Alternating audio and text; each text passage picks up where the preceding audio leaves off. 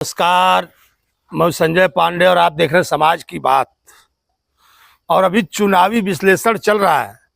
यहाँ तक कि बीजेपी की सीटें कम क्यों हुई, उसके भी जगह जगह से जो उनके लोग हैं, आरएसएस तक ने अपने जो कमेंट है उसमें बताया है कि आखिर बीजेपी की सीटें कम क्यों हुई।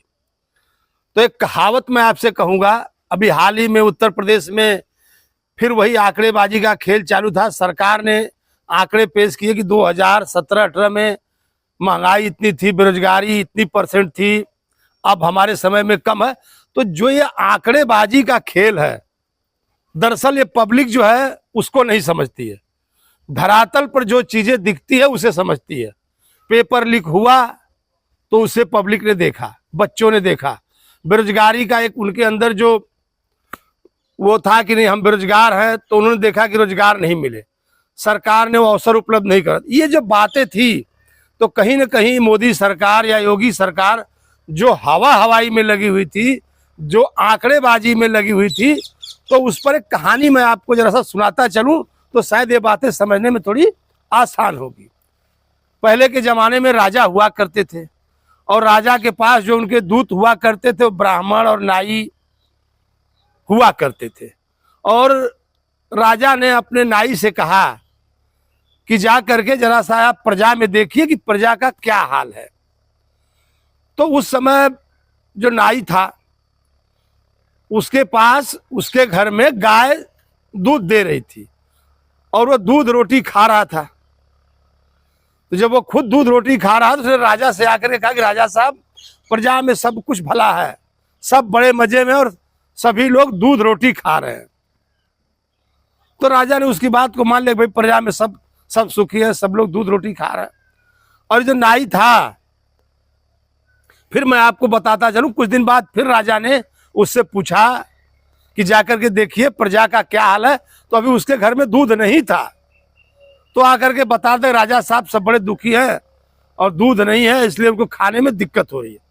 तो ये जो कहानी हमने आपको सुनाया, इसके पीछे का जो होता, कुछ लोग ऐसे थे जो जा करके बताते थे कि सब कुछ ठीक है, सब कुछ भला है। और 400 पार का जो नारा था मोदी सरकार का, या मोदी के भरोसे ही सब लोग मोदी मोदी कर रहे थे और जमीनी हकीकत से वाकई दूर थे। क्योंकि मैं जितने क्षेत्रों में घूमा उसमें देखा, बार बार मैं वही चीज दोहराना नहीं चाहता कि जो पेपर लीक था, बेरोजगारी थी, तो कहीं ना कहीं सरकार इन मुद्दों पर विफल रही और उसी कारण से यहाँ पर जो उसकी सीटें कम हुई, उसकी ये वजह रही। और एक वजह आरएसएस अपना विश्लेषण कर रही थी, उसने एक पॉइंट गिनाया, जो ये सरकारें जगह जगह पर जो सरकार दूसरी पार्टियों को तोड़ फोड़ करके अपने अंदर मिला रही थी, दूसरे पार्टी से जो नेता ले रही थी, कभी कभी तो ऐसे नेता आ रहे थे जो यहाँ पर आरएसएस या बीजेपी का विरोध कर रहे थे और बाद में फिर वही नेता बीजेपी के अंदर आ गए थे।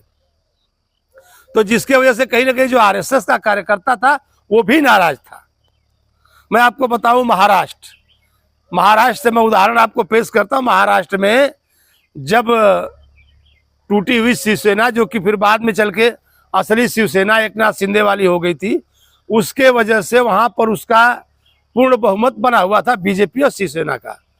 फिर उसने एनसीपी से तोड़ करके अजीत पवार को ला करके और एक और डिप्टी सीएम बना करके, तो कहीं ना कहीं ये बातें जो जनता के मन में थी, जब वो अजीत पवार को लेकर के आए और उन्हीं को ये लोग बार बार जेल में चक्की पिसिंग, भ्रष्टाचारी, ये लोग कहा करते थे कि एनसीपी भ्रष्टाचारी है, और इनके साथ आ गए तो क्लीन हो गए।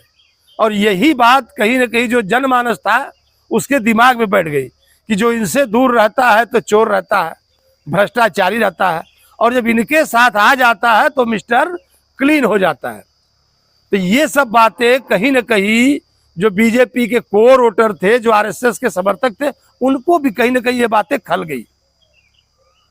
और आज भी मैं आपको बताता चलूं कि हमने शुरू में वो किस्सा सुनाई और आंकड़ेबाजी का गेम बताया कि कैसे कुछ ऊपर बैठे हुए लोग सब कुछ भला भला कहते रहते हैं। सरकार में काम ज्यादा हुए, इस बात को मैं नकारता नहीं हूं, इस बात को मैं मानता हूं, लेकिन फिर भी कई जगहों पर ढेर सारे सुधार की वाकई जरूरत है। और अभी अभी नीट की जो परीक्षा हुई थी उसमें जो रिजल्ट आया तो उसमें भी कई लड़के सुप्रीम कोर्ट का दरवाजा खटखटाया है कि जिस एजेंसी ने एग्जाम लिया था उसने गेस मार्क के चक्कर में 720 नंबर तक जो पूर्णांक होता उतना बच्चों को दे दिया। तो कहीं ना कहीं यह बात सबके गले नहीं उतर रही कि आखिर क्या हुआ। और उसमें ये जवाब दे रहे हैं कि नहीं, नीट संस्था जिसने एग्जाम लिया था वो कह रहे कि गेस मार्क देना पड़ा, कहीं पर 50 मिनट से लेट हुआ था और उसी अनुपात में नंबर बढ़ा दिए गए। तो एक तरह से ये टेक्निकल प्रॉब्लम है।